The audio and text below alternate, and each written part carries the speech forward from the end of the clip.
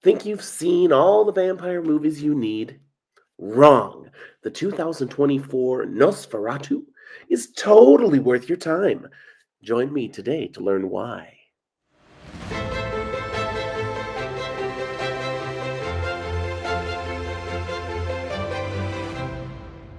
Welcome to Fantasy for the Ages, the show where a father and son talk about fantasy, science fiction, horror, and other nerdy things we enjoy. I'm Jim, the father of this show, coming at you today with a review of Nosferatu. Spoiler light, and giving you an idea of whether or not you should watch this film.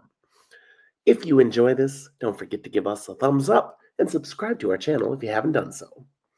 There's been a little gap between this and our previous recording because I've been really busy.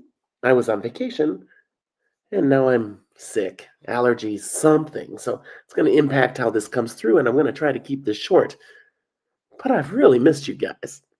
So here is an episode for you today. Nosferatu, a gothic horror film written and directed by Robert Eggers, released just back in December of 2024, so 3 months ago.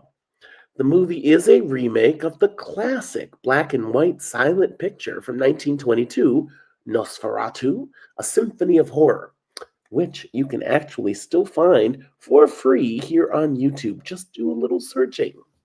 This new film is interesting in that it's a remake of a retelling, as the original film was already an adaptation of Bram Stoker's Dracula novel, that classic from 1897.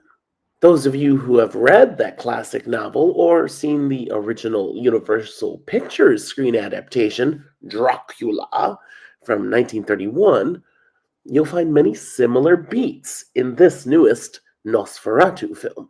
It gets many things right from Gothic horror and the telling of this story. Nosferatu was both a critical and commercial success, earning generally positive reviews and making a bit of a profit, more than 3 times its budget. The investors tend to like that.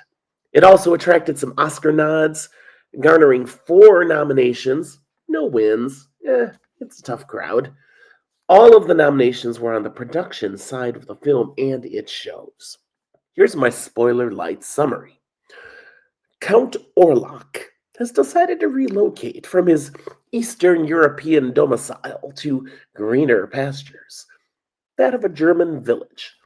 Now, this desire to move to this specific place comes from a psychic bond that he's formed in some mystical fashion many years ago with a young girl, a love that he now wishes to consummate.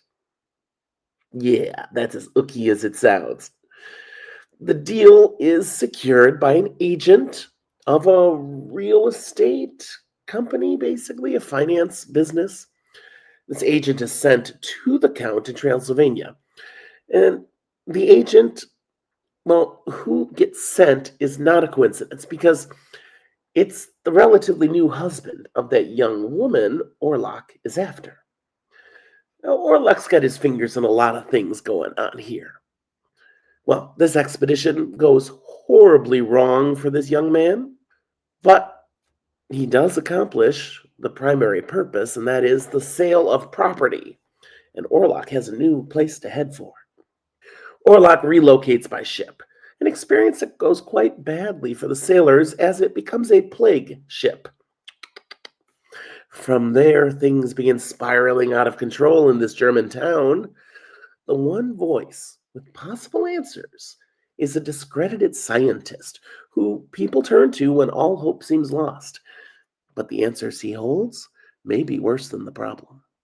Here's 6 takeaways I have from viewing Nosferatu. 1.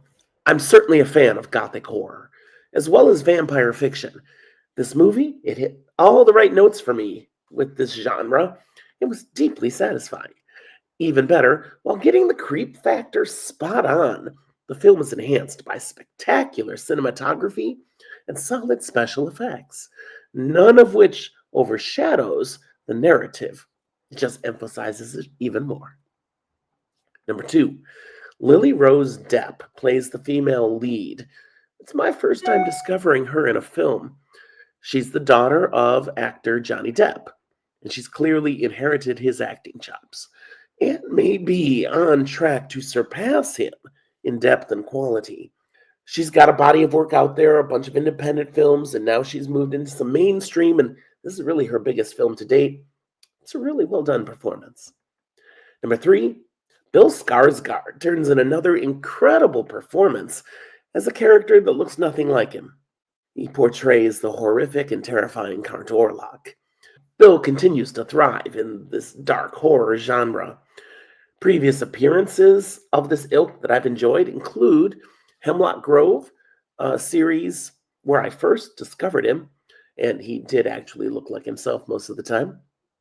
And then he plays Pennywise, the clown, in the It duology, where, yeah, you never see his real face. He certainly has many other credits, and not all in horror, but Bill has never let me down in a performance yet. My fourth takeaway, there's another favorite journeyman actor here that I loved seeing in this film, Willem Dafoe. He's a star that just doesn't get enough recognition in my book. My earliest memory of Dafoe, I've talked about it on a different episode, is when he was a key tragic character in the movie Platoon. More recent performances that I've thoroughly appreciated him in include his multiple appearances as Norman Osborn in various Spider-Man films, a leading role in The Lighthouse, which was the first film of Nosferatu's director and writer. This is his second film, Robert Eggers. Dafoe has also got a significant supporting role in the DC blockbuster Aquaman, and he repeats that character in multiple DC movies. And then he had a key role also in the original John Wick film, not in the sequels for a clear reason. But seriously, Dafoe has done a ton of movies, and he's always solid. This film immediately moved up a notch when Dafoe's character hit the screen. Point five, the settings on display in this film are gorgeous. Honestly, the entire film is a feast for the eyes. Number six, the plot of Nosferatu does not entirely make sense. It's just what it is. Don't overthink it. Simply suspend your disbelief and enjoy the movie experience. And I started saying I had 6 points, but here's the seventh. I really appreciated all the intentional, stylistic nods to the original 1922 film. I mentioned you can find it on YouTube, and I honestly do recommend, if you haven't seen this new version yet, go watch the old one and then watch the new one. You'll get more of a kick out of this remake because of having seen the original. All right, so my recommendation of Nosferatu is that it's definitely worth your time if you enjoy gothic horror and if you're a fan of the vampire genre. You will not find your time wasted. Movie buffs in general will find value in the quality that went into the making of this film. I'd say for most movie fans, give this movie a shot. So that's my take. I'm sure glad I gave it a shot. Thanks for watching. Again, like, subscribe, and leave your thoughts on my thoughts down in the comments. I'll be sure to read and respond. Thanks for watching. Hopefully my voice comes back a little more, and I'll keep putting out new content soon. We'll talk to you next time.